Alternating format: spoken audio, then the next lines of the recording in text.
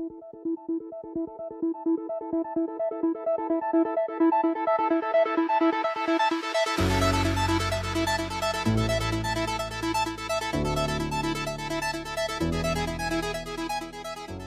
selamat pagi, selamat siang, selamat sore, selamat malam, selamat datang kembali di channel Kawan Review. Seperti biasa, kalau kalian sudah melihat video ini, berarti sudah ada ulasan film atau mungkin serial yang udah kalian tonton atau mungkin belum kawan-kawan tonton dan aku rekomendasikan.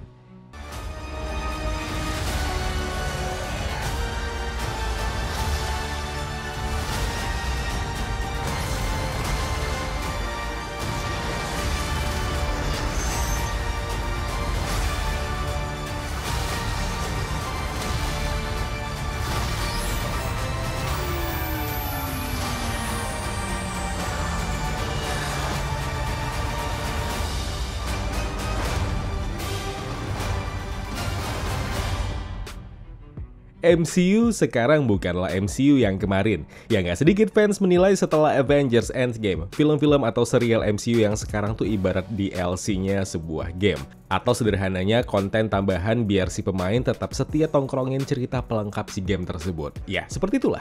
Kita sebagai fans Marvel pun akhirnya mau tidak mau kan, setia kembali menyaksikan cerita tambahan dari MCU. Meski pada akhirnya entah mungkin setengah dari fans tersebut mengejek MCU kali ini yang mulai kehilangan arah dan tujuan. Ya mau gimana lagi, dulu MCU hanya berfokus dengan beberapa karakter Marvel.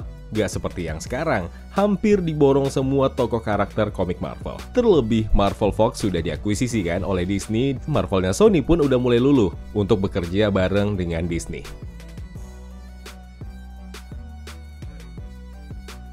Ya, konten ini dibuat ketika akhirnya begitu banyak teman-teman terdekatku yang kebetulan fansnya Marvel bilang MCU fase 4 adalah MCU terburuk.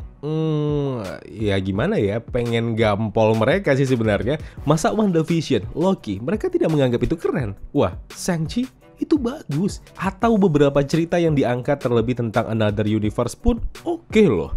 Lalu salahnya di mana? Kenapa MCU fase 4 diledekin sebegitunya?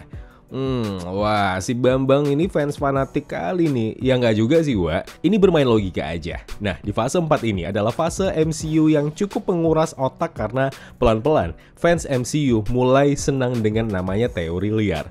Hal yang justru hampir jarang kutemui soal teori-teori liar begini di fase-fase MCU sebelumnya. Ketika semua penonton MCU hanya berlandaskan penasaran dengan apa kelanjutan dari saga tersebut. Bagaimana cara membunuh Thanos, bagaimana mengembalikan para Avengers, dan bla bla bla bla. Itulah yang terjadi di fase-fase sebelumnya.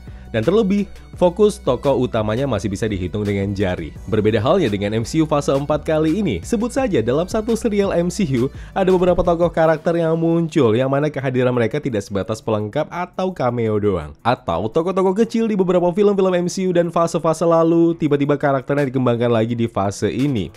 Apalagi dengan hausnya Disney buat ngumpulin lebih banyak pundi-pundi amal SCTV yang melimpah ruah.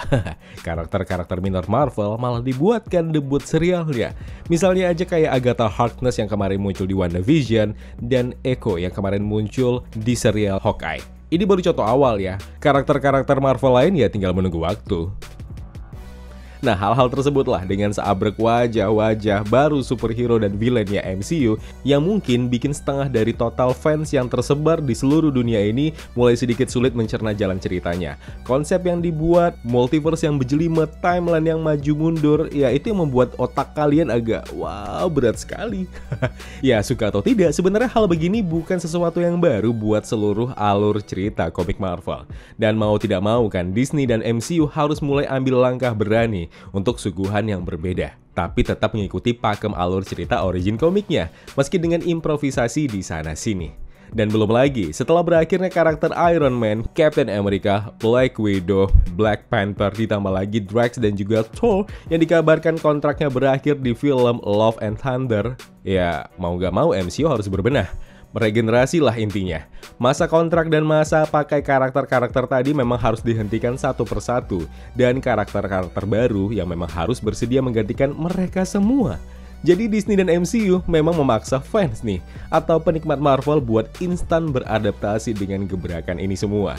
Perubahan masif dari kompleksitas cerita yang ditawarkan MCU untuk 1-5 tahun ke depan. Ya mungkin. Nah pertanyaannya, apa MCU nggak takut kehilangan fansnya? Ya rasanya sih nggak mungkin. Ya MCU nggak akan kehilangan fansnya lah. Kecuali emang MCU mengekori kualitas ya DC yang acak adul, atau emang fansnya udah mulai bosan dengan hal-hal berbau superhero. Ya wajar kan. Sebenarnya kita harus patut apresiasi dengan kepedean dan keberanian Disney dan MCU menghadirkan plot cerita Marvel di fase 4 kali ini. Ya kompleks dan rumit, otak kadang mumet boy.